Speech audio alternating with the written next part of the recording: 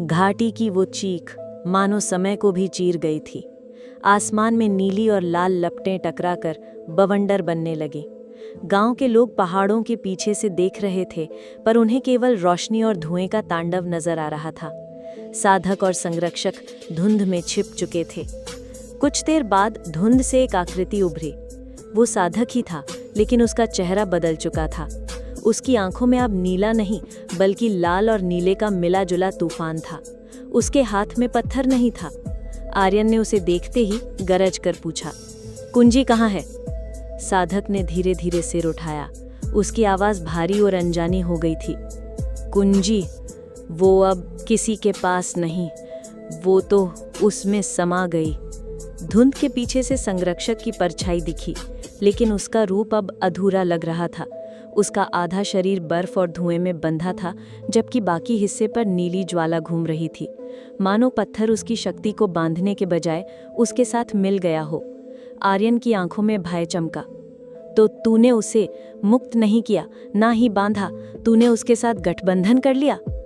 साधक की मुस्कान हल्की थी, पर उसमें थकान और रहस्य दोनों झलक रहे थे। मैंने चुनाव किया, जो न बांध सके न तोड़ सके, वही नया मार्ग है।